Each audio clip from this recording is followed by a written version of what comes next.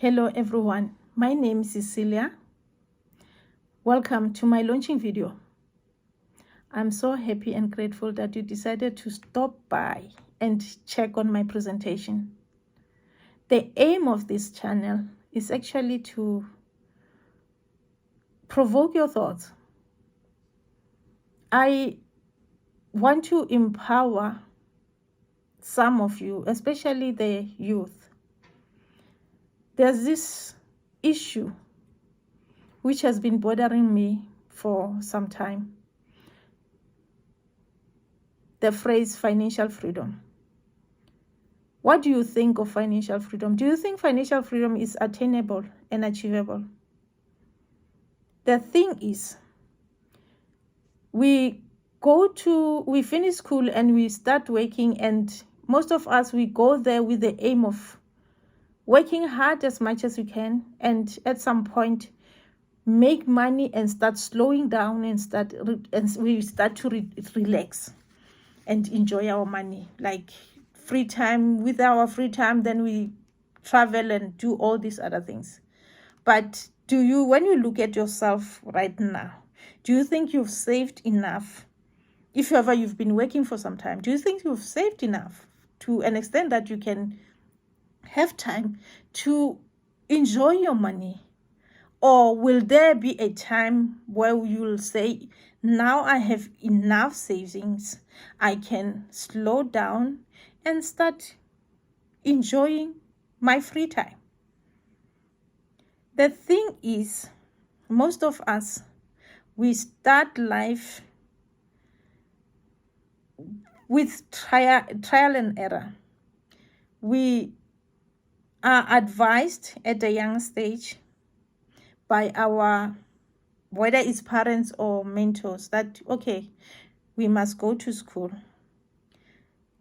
get good grades, go to an institution of higher learning, if that is possible, and choose a course that is going to make it easy for us to find a good job. But the thing is, it's not always going to make us hit it big. What I'm trying to say is, some people, they can do that and get to a point where they hit big, and then they come back, relax, and live their life to the fullest. But most of us, we do the copy and paste. We copy other people and we go with the masses, and unfortunately, we don't reach where we want to go. Let me explain my story. At a young age, I was advised I need to go to school and study hard, which I did. And the best degree I can go for is law. I did that. And I must be an attorney. I did that. But the challenge for me was that I didn't look at my personality to see whether I will fit in that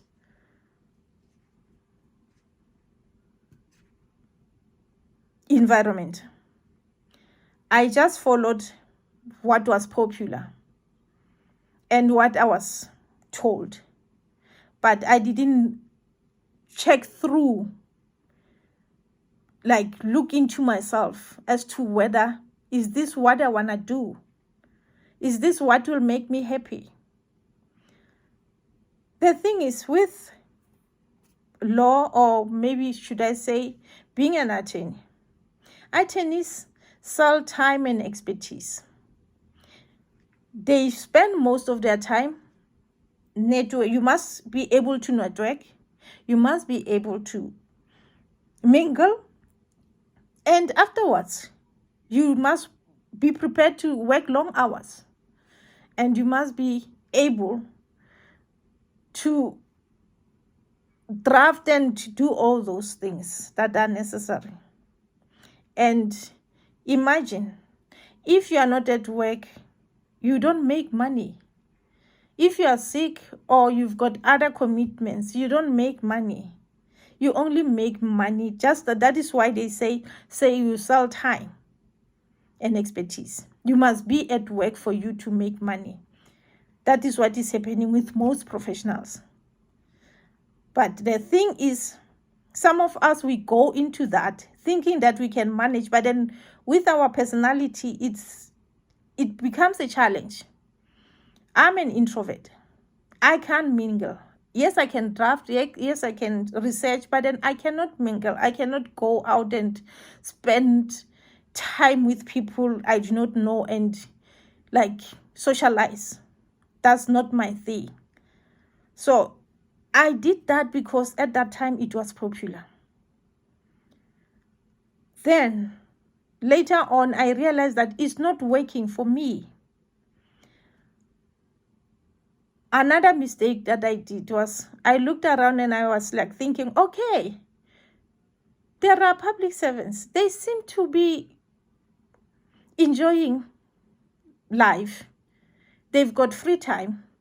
And with public servants, when you're looking from outside, you tend to think the government is paying for their lifestyle. Why do I say that? I was looking at the fact that there's a contribution in their medical aid. There's a contribution in their pension fund. There's a contribution. They like get full salary for their vacation leave and for their studying bursar. They do get bursaries. And again, when they're sick, they do get full pay. And from the legal fraternity, unfortunately, those kind of things are not there. So when you are outside, you tend to think, it seems as if this place is a nice place to be. I did join the public service because, it was the right thing to do at that time. I felt I'm not fit in the legal fraternity. I joined the public service. Public service, the problem is you can't grow.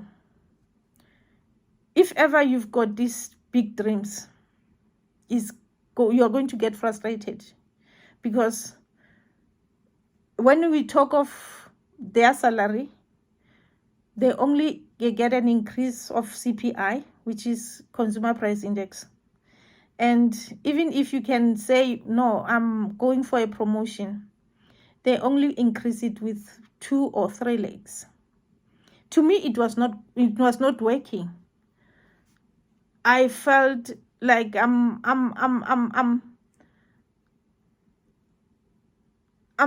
it's draining me, because the dreams that I had were no longer achievable. And I was getting angry now and wanting to blame some people, but I didn't know who to blame. And you see, when you're working, but then you no longer enjoying what you are doing, especially because you can see that you actually following other people, you're not gonna reach what you. I felt like I don't want to only work to pay the bills.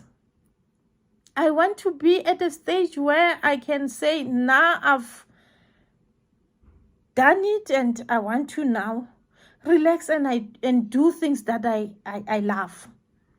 So it was not going to be possible with me in the public service. So what I did, lucky enough, a friend of mine at work showed me that book of Rich Dad, Poor Dad by Robert Kiyosaki. I looked into that book and I checked it, and it opened my eyes. I felt, no, okay, I'm actually, not all hope is lost. Maybe there could be something out there. But unfortunately, Kiyosaki's theory didn't resolve my challenge, because he is talking about me having to save enough and then buy properties and live on rentals. It was not gonna be possible if I'm in the public service, because remember, in the public service, you can't save enough. Most of us, we live from hand to mouth. Like, I'm not saying all of them, I'm saying most, because of the way it has been structured. So it was not gonna work for me being there. So, but then that book made me start reading more and more. At one stage, I came across another book by Florence Scovel Shinn, The Game of Life and How to Play It. That's where I started realizing that no, there's hope. Actually, there's hope, and I must stop thinking as if there's a layer on top. I must think outside that box. Now I must think big. I can still think big and still achieve what I want in life. I read The Game of Life and How to Play It, and I read My Word is My Wand. And afterwards, I started reading a lot of books. It actually gave me this excitement because I was alive again. I was thinking that, okay, now life is gonna be easy. I might actually be able to reach where I wanted to go. I went through a book by Maxwell Maltz, Psycho-Cybernetics. I did read Think and Grow Rich by Napoleon Hill. And again, Outwitting the Devil by Napoleon Hill. I read one book, Your Infinite Power to Be Rich by Joseph Murphy. I read again. Actually, I didn't read. I listened to this lecture by Esoteric Alchemy by Manly P. Hall. I think it's Manly Paul Hall. I read The Science of Getting Rich by Wallace D. Waddles. I read Metaphysics by Anthony Novel. I read The Kabbalion by Hermes Trismegistus. I know him as Thought, but then in that book they say it's Hermes. But yeah, it's the story for another day. I read The Secret, The Secret by Rhonda Byrne. And I listened to some motivational speech by Bob Proctor, Lisa Nichols, Jim Rohn, Tony Robbins, Abraham Hicks, Joe Dispenza, Zig Ziglar, and Jose Silva. Jose Silva assisted me a lot with the meditation techniques. Laura Silva also assisted with his Silva methods. Jay Gilbert, The Sacred Geobiometry, is one book which actually opened my eyes to a whole lot of things. The fact that, why do we need to beat the drums, the rhythm, and where are we supposed to build our churches and all those things. Those are the information that I managed to get. Obviously, most of you might wonder, when did I find time to read all these books? During lockdown in 2020, 2021, when we were locked in our houses, that is the time that I used to read most of the books. And at least that time assisted me to even take some actions like doing the journaling, meditation, exercises like yoga, and the stillness and mindfulness which you do with meditation. And I can tell you guys, they did help a lot. But the one thing that actually changed everything was to study a course, a personal growth or personal development course, which was offered by Bob Proctor. Yes, and that course can make you learn a lot. That is why I feel by starting this channel, maybe I can share some information with most of the young ones, things that they need to know early enough. They must know that actually scarcity and limitations is in their mind. Guys, it's said that they say that